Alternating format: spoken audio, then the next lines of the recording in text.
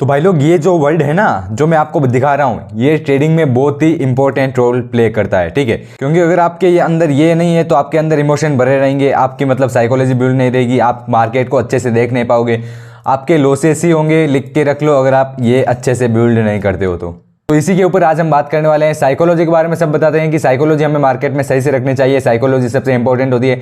Psychology होती क्या है वो आज इस वीडियो में बात करूंगा। कि सब लोग बोलते तो हैं कि साइकोलॉजी ऐसे रखो, साइकोलॉजी रखो, साइकोलॉजी रखो, होती क्या है, इसमें क्या आता है, इसमें हमें क्या क्या चीज़ का ध्यान रखना है, वो आज के वीडियो में हम देखने वाले हैं, ठीक है। पहले एक बात जान लो, एक बात कान खोल के सुन लो, no indicator, no technical, no theories. मतलब आपके ह्यूमन माइंडसेट को कोई भी बीट नहीं कर सकता है। कोई भी टेक्निकल आप लगा लो, इंडिकेटर लगा लो, सब चीज़ आप लगा लोगे, बट ह्यूमन माइंड सबसे ज़्यादा बेस्ट परफॉर्मेंस देता है ट्रेडिंग में, ठीक है। आप किसी भी इंडिकेटर को चूज कर लो, किसी भी स्ट्रेटेजी को समझ लो, बट जब तक आपकी थिंकिंग सही से नहीं रहेगी ट्रेडिंग में, जब तक आप चार्ट को नहीं देख पाओगे, जब तक आप चार्ट के आप ये समझ नहीं पाओगे कि चार्ट आपको क्या कहना चाहता है, तब तक आप ट्रेडिंग नहीं कर पाओगे, ठीक है। तो ये सब ठीक है, अच्छी चीज़ें हैं, ये थ्योरी आपको ध्यान रखना चाहिए, टेक्निकल प्राइस एक्शन, ये सब अच्छी चीज़ें हैं, बट सबसे ज़्यादा इंपॉर्टेंट है ह्यूमन थिंकिंग, ठीक है। आपकी माइंड सेट सबसे ज़्यादा इंपॉर्टेंट रहता है ट्रेडिंग में, ठीक है। फिर देख लेते हैं कि साइकोलॉजी में क्या क्या चीज़ें होते हैं। फिर लास्ट में मैं बताऊंगा कि एक सक्सेसफुल ट्रेडर, मतलब जो भी एक सक्सेसफुल ट्रेडर है, देखो मैं अभी ये अपने खुद से नहीं बता रहा हूँ, मैं जो सीखा है ना, जो मैंने बड़े यूट्यूबर से सीखा है, जो मैंने पिछले बड़े बड़े कोर्सेज से सीखा है, वो नॉलेज मैं दे रहा हूँ आपको, ठीक है। ऐसा मत समझना कि ये खुद तो अभी कुछ ट्रेडिंग कर नहीं रहा है और हमें ज्ञान दे रहा है। जो ज्ञान मैं ले रहा हूँ वो ज्ञान मैं दे रहा हूँ, ऐसे ही मैं अपने आप से कुछ नहीं बता रहा हूँ, ठीक है। पहले मैं बड़े बड़े कोर्सेज से या फिर बड़े बड़े यूट्यूबर से ऐसे मैंने पहले नॉलेज ली है, फिर यहाँ पे आके मैं आपको बता रहा हूँ, ठीक है। सिंपल वे में बता रहा हूँ। यहाँ पे देख लो, market will give you profit easily, मतलब market will not give you profit easily. यहाँ पे कहने का मतलब ये है कि आप ट्रेडिंग कर लोगे, बट मार्केट बहुत जिद्दी होता है, ठीक है। मार्केट आपसे कई गुना ज़्यादा जिद्दी है, वो आपको इतनी आसानी से प्रॉफिट नहीं देगा। इसको मैं आपको एक एग्जांपल के साथ दिखाता हूँ। देखो, जब जैसे कि एक कंपनी है, उसने अपने पिछले डे में काफ़ी अच्छा परफॉर्मेंस दिया है, वहाँ पे कंपनी में एक अच्छी न्यूज़ आई है, उसका अच्छा प्रॉफिट हुआ है, बहुत अच्छा उसने परफॉर्मेंस दिया है, तो नेक्स्ट डे आपको पता रहेगा कि इतना अच्छा परफॉर्मेंस पिछले डे कंपनी ने दिया है, तो नेक्स्ट डे वो ऊपर ही जाएगा, उसका स्टॉक ऊपर ही जाएगा, कंपनी प्रोग्रेस पे जाने वाली है। बट नेक्स्ट डे वो कंपनी गैप अप ओपन ना होकर, देखो जाहिर सी बात है कि अगर अच्छा परफॉर्मेंस दिया है, अच्छा प्रॉफिट किया है, तो उस कंपनी को गैप अप ओपन होना चाहिए, ठीक है। बट वो कंपनी ऐसा नहीं होती है। कोई भी कंपनी मान लो, कोई भी स्टॉक मान लो, वो गैप अप ओपन ना होकर एकदम फ्लैट ओपन हो जाती है। ये क्यों होता है? ये यहाँ पे करता है आपको मार्केट ट्रैप। काफ़ी लोग, आप लोग, बड़े ऑपरेटर, छोटे ऑपरेटर, सभी लोग वहाँ पे सोच रहे होंगे कि वो कंपनी ऊपर जाने वाली है क्योंकि उसने प्रीवियस डे में काफ़ी अच्छा परफॉर्मेंस दिया है, ठीक है। बट वो फ्लैट ओपन हो जाती है, गैप अप ओपन नहीं होती है, या 1-2% ही ऊपर ओपन होती है। तो आपका माइंडसेट क्या करेगा? उस कंपनी को, स्टॉक को जल्दी से जल्दी खरीद लो, हाई क्वांटिटी में खरीद लो, क्योंकि प्रीवियस डे ने उसने काफ़ी अच्छा परफॉर्मेंस दिया है, उसका बहुत ज़्यादा प्रॉफिट हुआ है, तो इसका स्टॉक ऊपर जाने वाला है। बट अगर उसने हाई परफॉर्मेंस दी है, प्रॉफिट भी अच्छा हुआ है, तो उसको ऊपर जाना चाहिए था, उसमें गैप अप ओपन होना चाहिए था। देखो, कोई भी स्टॉक गैप अप कब ओपन होता है? जब उसमें अच्छा प्रॉफिट होता है, हाई उसका परफॉर्मेंस अच्छा होता है, तो वो गैप अप ओपन होता है और वैसे ही वो ऊपर बढ़ता रहता है। बट वो कंपनी एकदम फ्लैट ओपन हो जाती है, उसके स्टॉक है जो एकदम फ्लैट ओपन हो जाते हैं, तो आप सभी का माइंड करेगा कि आप सभी का मन करेगा कि हम उसको और खरीद लेते हैं, क्योंकि अभी फ्लैट ओपन हुई है, अब ये ऊपर जाने वाली है। अब आप एक दिमाग लगाओ कि अगर कंपनी ने प्रीवियस डे में अच्छा प्रॉफिट किया, उसकी परफॉर्मेंस अच्छी है, तो गैप अप ओपन होनी चाहिए ना, वो फ्लैट ओपन हुई है, मतलब वहाँ पे कुछ ना कुछ गड़बड़ है। वहाँ पे बड़े ऑपरेटर्स आपको ट्रैप करना चाहते हैं और आप सभी लोग ट्रैप हो जाते हो, और उसमें आप कॉल साइड के लिए पोजीशन या फिर उस कंपनी के स्टॉक को धड़ाधड़ खरीदने लग जाते हो, और वो स्टॉक धड़ाधड़ नीचे गिरने लग सकता है, तो आपका जो है लॉस हो जाता है और ऑपरेटर का है जो प्रॉफिट हो जाता है। ऐसे ही मार्केट में होता है, साइकोलॉजी ऐसे ही चलती है। देखो, आपको मार्केट में ये देखना पड़ेगा, वेट करना पड़ेगा, पेशेंस आपको रखना पड़ेगा कि क्या मार्केट यहाँ पे परफॉर्म करने वाला है, मतलब कुछ आगे आने वाले टाइम में क्या परफॉर्म करने वाला है, वो आपको ध्यान में रखना पड़ेगा, ठीक है। ऐसे अपने मन से, मतलब कंपनी की परफॉर्मेंस देके, कंपनी का प्रॉफिट देके ऐसे आपको बाई नहीं करना है। आपके सारी चीज़ें देखनी पड़ेगी, टेक्निकल देखना पड़ेगा, प्राइस एक्शन देखना पड़ेगा, आपको पेशेंस रखना पड़ेगा कि कंपनी किस तरह से आगे जाने वाली है, क्या बिहेवियर कर रही है, स्टॉक क्या बिहेव कर रहा है, ठीक, वो सब भी आपको देखना पड़ता है। बट ये साइकोलॉजी का एक वो हिस्सा नहीं होता है। मैंने ये एग्जाम्पल बताया, मैं तो आपको ये बताना चाहता हूँ कि मार्केट आपको ईजिली प्रॉफिट नहीं देगा। इतना ईजी देता तो आज हर कोई स्टॉक मार्केट में ट्रेड कर रहा होता और अच्छे से खासे पैसे बना रहा होता। तो हमें देख लो, always follow the market trend. ये साइकोलॉजी में थर्ड पॉइंट है कि मार्केट के ट्रेंड को फॉलो करो, ठीक है, आप सोच रहे होंगे कि भाई इसमें भी एक एग्जांपल दिखाता हूँ। देखो जैसे कोई कंपनी का स्टॉक है जो कि अप ट्रेंड में जा रहा है, ऊपर जाता जा रहा है, ऊपर जाता जा रहा है, और आपको लगता है कि इतना ऊपर चला गया है बट वो और ऊपर नहीं जाएगा। आपको ऐसा लगता है कि इतना ऊपर चला गया है, अब वो और ऊपर नहीं जाएगा, तो वहाँ पे आप उसको सेल करने लगते हो। मतलब आप उसे पी साइड के लिए पोजीशन बनाने लगते हो, नीचे की साइड के लिए पोजीशन बनाने लगते हो। ठीक है, और ऐसा ही ठीक उल्टा, जब कोई स्टॉक गिरता है, नीचे गिरता जाता है, गिरता जाता है, तो आप सोचते रहेंगे कि अब इतना नीचे गिर गया है, अब ये और नीचे नहीं गिरेगा, तो अब इसे हम यहाँ पे खरीद लेते हैं। आप क्या करते हो, ट्रेंड के ऑपोजिट हमेशा आपका मन करता है कि यहाँ पे हम ट्रेड ले लें, बट ट्रेंड के ऑपोजिट नहीं जाना चाहिए। देखो जैसे कोई स्टॉक गिर रहा है, देखो एक बात हमेशा ध्यान रखना, चढ़ते हुए स्टॉक में और गिरते हुए स्टॉक में कभी भी उल्टा यहाँ पे ट्रेड मत लेना। जैसे आप चढ़ते हुए स्टॉक में नीचे के लिए ट्रेड ले रहे हो, कभी मत लेना, और आप गिरते हुए स्टॉक में आप खरीद रहे हो तो उसमें वो कभी भी मत खरीदना। देखो वो स्टॉक अभी चढ़ रहा है, आपका थिंकिंग ये रहेगा कि वो काफ़ी ज़्यादा ऊपर जा चुका है, अब जाना वो अब ऊपर नहीं जाएगा, बट अभी तो उसने स्टार्ट किया है। ये आपको लगेगा नहीं, बट वो स्टॉक आपको बताएगा कि अभी तो मैंने चढ़ाई स्टार्ट की है, बट वो आप समझ नहीं पाओगे। और जब भी कोई स्टॉक गिरेगा ना, तो वो कहेगा कि अभी तो मैंने गिराई स्टार्ट किया, मतलब अभी तो मैंने गिरना शुरू किया है, अभी मैं बहुत ज़्यादा गिरने वाला हूँ। देखो मैं आपको एक एग्जाम्पल दिखा देता हूँ। जैसे जोमेटो का आप एग्जाम्पल देख लो, सबसे परफेक्ट एग्जाम्पल है। जैसे आप ये जोमेटो का ही एग्जाम्पल देख लो, यहाँ पर देखो ये चार्ट है जो, मतलब ये जोमेटो का स्टॉक है, ये 15 नवंबर 2021 को इसने हाई लगाया था। कहाँ तक, 170 तक ये स्टॉक गया था। तो यहाँ पे लोगों ने इतना ज़्यादा बाय नहीं किया। जैसे ही ये गिरने लगा तो यहाँ पे देखो फिर ये गिरा गिरा गिरा 170 से ये आ गया 100 पर, 120 पे आ गया, 100 पर आ गया। तो 100 पर काफ़ी सारे लोगों ने सोचा होगा कि इतना नीचे गिर गया है, अब तो और नीचे क्या ही गिरेगा। 170 से 100 पर आ गया है तो और नीचे क्या ही गिरेगा, यहाँ पे हम खरीदना स्टार्ट कर देते हैं। तो वो खरीदना स्टार्ट करते हैं, बट ये गिरता ही जाता है। यहाँ पे गिरता है, 50 पर आ जाता है, 40 पे आ जाता है, लास्ट इसकी पोजीशन आ गई 40 पे। ठीक है, मतलब 170 से ये 40 पर आ गया। अगर ये स्टॉक गिरना शुरू हुआ ना, तो ये गिरता ही गया है। और यहाँ पे लोगों ने काफ़ी ज़्यादा पोजीशन और ऐड भी की होगी, क्योंकि वो सोचते होंगे कि 170 से 150 पे आ गया तो अब और क्या ही गिरेगा, 170 से यहाँ पे 100 पर आ गया और क्या ही गिरेगा, यहाँ पे 80 पे आ गया तो और नीचे नहीं गिर सकता। लोगों का ये माइंड सेट रहता है कि इतना आ गया तो और नीचे नहीं गिरेगा, इतना आ गया तो और नीचे नहीं गिरना चाहिए, बट वो गिरता ही जाएगा। एक बात हमेशा ध्यान रखना, कभी भी एक गिरते हुए स्टॉक में अपनी बाइंग के लिए पोजीशन मत बनाना। तो कहने का मतलब ये है कि never add a lodging position, मतलब आप कोई भी पोजीशन में आपका लॉस हो रहा है तो उसमें ज़्यादा क्वांटिटी ऐड मत करना। मतलब आप किसी स्टॉक को आपने खरीदा है और आप सोच रहे हो कि वो ऊपर जाएगा, मतलब वो आपने बाई किया है और आप सोच रहे हो कि वो ऊपर जाएगा, बट वो गिर रहा है, तो आप और पोजीशन ऐड कर रहे हो और क्वांटिटी ऐड कर रहे हो कि आपको लग रहा है कि इतना नीचे गया है तो अभी तो ऊपर ये जाएगा ही जाएगा। तो ऐसा बिल्कुल नहीं करना है, ऐसा आपका पैसा खत्म होगा, आपका कैपिटल खत्म होगा, आपको हासिल कुछ नहीं आने वाला है। ठीक है, तो कभी भी एक चीज़ ध्यान में रखना, गिरती हुई पोजीशन में अपनी कभी भी क्वांटिटी मत बढ़ाना और ट्रेंड के अगेंस्ट कभी भी मत चलना। ट्रेंड जैसा आपको कह रहा है वैसा आप वहां पर जाओ, ट्रेंड के अगेंस्ट चलोगे तो आपका कैपिटल एक दिन में ही खत्म हो जाएगा, आपको पता भी नहीं चलेगा। और यहाँ पे देखो नेक्स्ट आ जाता है, डोंट सर्च टॉप और बॉटम फ्रॉम योर सेल्फ। कभी भी अपने आप से टॉप मत समझो, कभी भी, मतलब मार्केट आपको बता रहा है कि ये ऊपर गया है तो खुद से मत समझो कि यहाँ पे टॉप है। मार्केट आपको खुद बताएगा। मार्केट में जब भी आते हो ना तो आप न्यूट्रल होके आओ, ऐसे नहीं कि आप यहाँ पे आज बायर बन के आए हो, आज सेलर बन के आए हो, न्यूट्रल बन के आओ। आपको मार्केट क्या कह रहा है वो आपको ध्यान में रखना है। ठीक है, मार्केट आपको कह रहा है कि आज मैं नीचे जाऊंगा तो आपको सेलर बनना है। ठीक है, मार्केट आपको कह रहा है कि आज मैं ऊपर जाऊंगा तो आपको बायर बनना है। ठीक है, और कभी भी खुद से टॉप और बॉटम की तलाश मत करो। ठीक है, मार्केट आपको जो बोल रहा है, मार्केट आपको खुद बताएगा कि यहाँ पे टॉप है, यहाँ पे बॉटम है, यहाँ पे रेजिस्टेंस लेवल है, यहाँ पे सपोर्ट लेवल है। बस आपको देखना आना चाहिए और वही आपको सीखना है। ट्रेडिंग में आपको कुछ नहीं सीखना है, सारी चीजें आपको मार्केट बताता है। बस आपको तो ये सीखना है कि हमें ट्रेडिंग को, चार्ट को देखना कैसे, देखने का नजरिया हमारा कैसा रहना चाहिए, वो आपको इंप्रूव करने की जरूरत है। फिर यहाँ पे आ जाता है, costly price will always increase in market.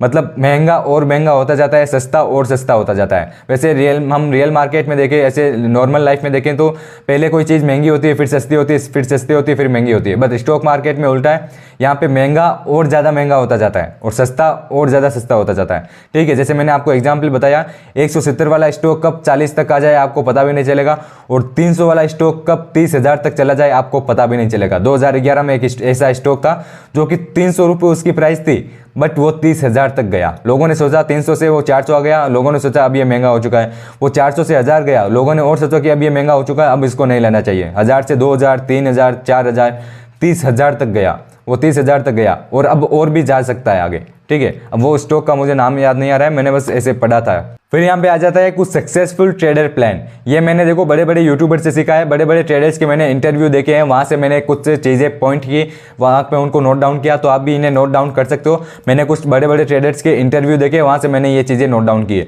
देखो, always make a plan before trading. जब भी आप ट्रेडिंग करते हो ना, अपने सबसे पहले अपना एक प्लान बनाइए। प्लान कैसे? जैसे कि मुझे कितनी क्वांटिटी में यहाँ पे ट्रेड करना है, मेरा एसएल क्या रहने वाला है, मेरा टारगेट क्या रहने वाला है, ठीक है। मुझे किन किन बातों का ध्यान रखना है कि सपोर्ट पे आया तो मुझे बाय करना है, इस सपोर्ट लेवल पे ये कैंडल बनी तो ही मुझे बाय करना है। ऐसे आपको पहले ट्रेडिंग प्लान बनाना है, ठीक है। और आपको ये ध्यान में होना चाहिए कि अगर मार्केट में ये बिहेवियर आ जाता है तो आपको कब एग्जिट करना है, वो भी आपको ध्यान होना चाहिए। आपको एसएल को आपको स्ट्रिक्टली फॉलो करना है, ये आप ध्यान में रखना हमेशा। तो पहले आपको प्लान बनाना है, ठीक है। First make plan then trade, ठीक है। पहले आपको प्लान बनाना है, फिर आपको ट्रेड करना है। फिर यहाँ पे देखो नेक्स्ट आ जाता है नेवर ब्रेक योर डिसिप्लिन। आपको अपना डिसिप्लिन कभी भी ब्रेक नहीं करना है, ठीक है। डिसिप्लिन में क्या आ जाता है? टारगेट, क्वांटिटी, रिस्क और स्टॉप लॉस, ठीक है। अपने टारगेट आपने फिक्स कर लिया तो फिक्स कर लिया, जब वो हिट हो जाता है तो आपको एग्जिट करना है, या फिर आप टारगेट को आगे बढ़ा सकते हो, एसएल को ट्रेल कर सकते हो, वो भी आप कर सकते हो। आपको अपने स्टॉप लॉस पर डटे रहना है। जब भी आपका कोई ट्रेड एसएल हिट हो जाए तो आपको वहां से एग्जिट करना है। ऐसे नहीं कि यहाँ पे एसएल हिट हो गया, अब थोड़ा और नीचे जाके फिर ये ऊपर जाएगा, ऐसा नहीं है। एसएल हिट होने के बाद आपको तुरंत एग्जिट कर देना है। अपनी क्वांटिटी को मैनेज करके रखना है। स्टार्टिंग में बिगिनर हो तो एक लोट से ट्राई करो, ऐसे नहीं शुरुआत में 5 लोट से ट्राई कर लिया तो पहला दिन लॉस आप देखोगे ना तो वो आप सहन नहीं कर पाओगे, आप पहले दिन से ही ट्रेडिंग से एग्जिट हो जाओगे, ठीक है। तो अपना टारगेट फिक्स रखो, क्वांटिटी फिक्स रखो और अपना ट्रेड है जो प्लान करो, और यहाँ पे अपना रिस्क एकदम मैनेज करो, ठीक है। कि आप एक ट्रेड में आप कैलकुलेट करके रखो कि ये स्टॉप लॉस होगा तो मेरा इतना यहाँ पे रिस्क अमाउंट जाएगा, मतलब इतना मेरा अमाउंट डिक्रीज हो जाएगा, इतना मैं रिस्क लेके चल सकता हूँ अपने कैपिटल के ऊपर। फिर यहाँ पे नेक्स्ट आ जाता है डोंट रिपीट योर मिस्टेक। अपनी मिस्टेक को कभी भी रिपीट मत करो। इसका सबसे बढ़िया तरीका है अपनी मिस्टेक्स को लिखते जाओ। कोई भी आप ट्रेड लेते हो ना तो वहाँ पे स्टॉप लॉस क्यों हिट हुआ उसको लिखो, वहाँ पे टारगेट हिट हुआ तो बहुत अच्छी बात है उसको भी लिखो कि यहाँ पे मैंने इस तरीके से यहाँ पे ट्रेड ली तो यहाँ पे मेरा टारगेट हिट हुआ है। आपने कितनी क्वांटिटी से ट्रेड ली वो भी लिखो। सब चीज़ नोट डाउन करना सीखो। इसे बोलते हैं ट्रेडिंग जर्नल। ट्रेडिंग जर्नल के भी ऊपर मैं वीडियो बना दूंगा, ठीक है। अपनी मिस्टेक्स को आपको रिपीट नहीं करना है, ठीक है। जो भी आपको मिस्टेक्स लगती है कि ये मिस्टेक मेरे से इस ट्रेड में हुई है उसको नोट डाउन कर लो। फिर जब भी आप ट्रेड लेते हो ना एक बार उन मिस्टेक्स को देख लिया करो ताकि आप फिर से वो मिस्टेक नहीं कर पाओ। यहाँ पे आ जाता है फिर next control your emotions. Emotions को हमेशा कंट्रोल करना है। इसके बारे में मैं ज़्यादा बात नहीं करूंगा, ये सबसे बढ़िया टॉपिक होता है ट्रेडिंग का। इसके बारे में कभी और अच्छे से बात कर लेंगे, बट एक चीज़ का ध्यान रखना, इमोशंस कभी मत लाना ट्रेडिंग में। जैसे एग्जांपल देता हूँ, जैसे डॉक्टर पेशेंट्स के रिलेटेड इमोशन रखेगा ना, मतलब आपने ये देखा होगा कि एक डॉक्टर है जो अपनी फैमिली मेंबर का कभी भी इलाज नहीं कर सकता है क्योंकि वो उसके प्रति इमोशन आ जाते हैं, ठीक है। डॉक्टर उनके लिए इमोशन रखता है तो इमोशन में आकर वो कभी भी उनका इलाज नहीं कर पाएगा, कभी भी उनका ऑपरेशन नहीं कर पाएगा, वो हड़बड़ा जाएगा, उससे कोई ना कोई मिस्टेक होगी। इसलिए ट्रेडिंग में कभी भी इमोशन मत लाना। अगर इमोशन लाओगे तो लॉस ही होगा। आप बड़े बड़े प्रॉफिट को सहन नहीं कर पाओगे, बड़े बड़े लॉस को सहन नहीं कर पाओगे, फिर आप में इमोशन आएंगे, फिर ओवर ट्रेडिंग करोगे, फिर यहाँ पे लॉस होते जाएंगे और ट्रेडर आप नहीं बन सकते इमोशन लाओगे तो आप। फिर यहाँ पे नेक्स्ट आ जाता है प्राइस इज द किंग, ठीक है। हिंदी में कहें तो भाव ही भगवान है। यहाँ पे हमारे मारवाड़ी में कहते हैं कि भाव ही भगवान है, ठीक है। मतलब यहाँ पे प्राइस ही सब कुछ आपको बताता है। चार्ट में आप देखोगे वो चार्ट मार्केट ऊपर नीचे जा रहा है, वो आपको सब कुछ बताएगा, बस आपको देखने का तरीका आना चाहिए, ठीक है। प्राइस इज द किंग, ये बात हमेशा ध्यान में रखना। फिर आता है always use small capital you can afford to lose. उतना ही कैपिटल यूज करो जो कि आप एक दिन में पूरा लॉस करने की क्षमता रखते हो। एक दिन में नहीं तो यहाँ पे उतना ही कैपिटल लाओ जितना आप लूज करने की, या मतलब उस कैपिटल को गवा देने की आप क्षमता रखते हो। ऐसा मत करना कि स्टार्टिंग में आपने जो भी सेविंग की है या फिर जो भी आपके पास पैसे है वो आप ले आए स्टॉक मार्केट में लगा दिया किसी स्टॉक के ऊपर। नेक्स्ट डे वो स्टॉक अगर बाई चांस कोई न्यूज़ आ गई, कोई बैड न्यूज़ आ गई और वो स्टॉक 40-50% नीचे गिर जाता है तो आपका कैपिटल तो एक ही दिन में साफ हो जाएगा, है ना। तो इसलिए इतना कैपिटल कभी मत लाना जिसे आप लूज़ कर सको तो आप सहन नहीं कर पाओ। हमेशा उतना कैपिटल लाना जिससे आप गवा भी दोगे ना तो आपकी ज़िंदगी में कुछ फ़र्क नहीं पड़ना चाहिए, आपके लाइफ में कुछ फ़र्क नहीं पड़ना चाहिए। भले ही वो छोटा कैपिटल हो, भले ही 5,000 हो, 10,000 हो, 20,000 हो, 1 लाख हो, 2 लाख हो, कितना भी हो, बस उस पैसे अगर आप वो पूरे पैसे जीरो भी हो जाए ना तो भी आपके लाइफ में कुछ फ़र्क नहीं पड़ना चाहिए। हमेशा उतना ही कैपिटल लेके ट्रेडिंग में आओ। फिर यहाँ पे नेक्स्ट आ जाता है ऑलवेज मेंटेन योर क्वांटिटी। हमेशा अपनी क्वांटिटी को यहाँ पे मैनेज करके रखो। ऐसा नहीं है कि स्टार्टिंग में ही आप 10 लॉट से ट्रेड कर रहे हो, 5 लॉट से ट्रेड कर रहे हो, ऐसा कभी नहीं करना है। अपनी क्वांटिटी को हमेशा मेंटेन करके रखना है। फिर यहाँ पे नेक्स्ट आ जाता है टेक ए ट्रेडिंग ब्रेक। देखो आप ट्रेडिंग कर रहे हो, ठीक है, 3 महीने आप किसी एक चीज़ पे फोकस कर रहे हो, फिर आपको एक ब्रेक लेना है, ठीक है। ट्रेडिंग देखो स्टार्टिंग आपकी है, आप बिगिनर हो, क्या करो, स्टार्टिंग में किसी एक चीज़ को पकड़ो, स्टार्टिंग में सपोर्ट एंड रेजिस्टेंस पकड़ लिया, 3 महीने तक सिर्फ उसी पे ध्यान दो, उसमें एक्सपर्ट बन जाओ। किसी भी एक चीज़ पे आप 3 महीने तक ध्यान दोगे ना तो आप उस चीज़ में एक्सपर्ट बन जाओगे। जैसे आपने सपोर्ट एंड रेजिस्टेंस पे ध्यान दिया और स्टार्टिंग के 3 मंथ आप सिर्फ उन्हीं के ऊपर ट्रेड कर रहे हो, सिर्फ सपोर्ट एंड रेजिस्टेंस पे ही ट्रेड कर रहे हो कि सपोर्ट पे आया, यहाँ पे ऐसा रिजेक्शन दे रहा है, ऐसी कैंडल्स यहाँ पे परफॉर्म कर रही है तो मुझे यहाँ पे बाई करना है। वैसा सिर्फ 3 महीने सपोर्ट एंड रेजिस्टेंस पे ध्यान दो, मतलब ऐसा कोई भी एक चीज़ को पकड़ो, वैसे नहीं, सपोर्ट एंड रेजिस्टेंस पे ही ध्यान देना है। किसी भी एक चीज़ को पकड़ो, 3 महीने उस पर ध्यान दो, ठीक है। फिर एक ब्रेक लो, हफ्ते भर का, 5 दिन का, 4 दिन का, 3 दिन का, कितना भी ब्रेक हो सकता है, 2 दिन का भी हो सकता है। एक छोटा सा ब्रेक लो, फिर से 3 महीने किसी एक और चीज़ को पकड़ लो और उस पर ध्यान दो। ऐसे आप 3-3 महीने करते एक चीज़ पे ध्यान दोगे ना तो लास्ट में ऐसा दिन आएगा कि आप पूरे ट्रेडिंग में एकदम एक्सपर्ट बन जाओगे। हर एक चीज़ में आप एक्सपर्ट बने रहोगे, फिर हर एक चीज़ आपको समझ में आने लगेगी। बट आपको पहले एक एक चीज़ पे टाइम देना पड़ेगा, एक एक चीज़ को आपको सीखना पड़ेगा। फिर यहाँ पे आ जाता है डोंट फॉलो द क्राउड, भीड़ को कभी भी फॉलो मत करना। आपको जनता कहेगी, आपका दोस्त कहेगा कि भाई इसे खरीद ले, यहाँ पे जैसे अभी टाटा मोटर्स जैसे कुछ वायरल ट्रेंडिंग में चल रहा है कि टाटा मोटर्स को खरीद लो, वो ऊपर जाने वाला है। क्राउड को कभी भी फॉलो मत करना। हाँ, जा सकता है, ऊपर जाएगा या जा भी सकता है, मैं कुछ कह नहीं सकता, ठीक है। ऐसे मतलब भीड़ को आपको फॉलो नहीं करना है कि भाई आपका दोस्त कह रहा है कि ये खरीद ले, ये स्टॉक खरीद ले, वो स्टॉक खरीद ले, ऊपर जाएगा, आपने खरीद लिया, फिर नेक्स्ट डे ही वो 40-50% नीचे गिर गया तो आपका कैपिटल एक दिन में ही साफ। फिर यहाँ पे फिर आप अपने दोस्त का भी कुछ नहीं कर सकते और अपने कैपिटल जो भी आपने गंवाया है उसका भी आप कुछ नहीं कर सकते। इसलिए कभी भी दूसरों की ना सुनो, आप अपनी सुनो। आपको क्या दिख रहा है प्राइस में, आप फंडामेंटल एनालिसिस करो, आप उसमें क्या दिख रहा है, आप चार्ट को देखो, वहाँ पे प्राइस एक्शन आपको क्या कह रहा है, उसी को फॉलो करो। किसी के भी सिग्नल्स को फॉलो मत करो, किसी की भी बातों में मत आओ। फिर यहाँ पे नेक्स्ट आ जाता है when you uncomfortable about your position exit immediately. अब मैं ऐसा नहीं कह रहा हूँ कि आप अपने टारगेट से हट जाओ, बट अगर आपको ऐसा लग रहा है कि आपने कोई एंट्री ले ली है, बट आपको ऐसा लग रहा है कि मैंने गलत एंट्री ले ली है और यहाँ पे ये स्टॉक मेरी साइड में नहीं चल रहा है, मतलब मेरी साइड के विपरीत चल रहा है, मैंने जो सोचा था उसके अबाउट विपरीत चल रहा है, यानी कि उसके अगेंस्ट चल रहा है, तो आपको इंस्टेंटली वहाँ पे एग्जिट हो जाना है। अगर आप उस ट्रेड को लेकर अनकंफर्टेबल फील हो रहे हो तो आप वहाँ से एग्जिट कर दो, इमीडिएटली आप एग्जिट कर लो, वरना आपको वहाँ पे बड़ा लॉस भी हो सकता है। फिर यहाँ पे नेक्स्ट आ जाता है नेवर एड ए लॉजिंग पोजीशन। मैंने अभी थोड़ी देर पहले ही बताया था, गिरती हुई पोजीशन में कभी भी क्वांटिटी ऐड मत करना।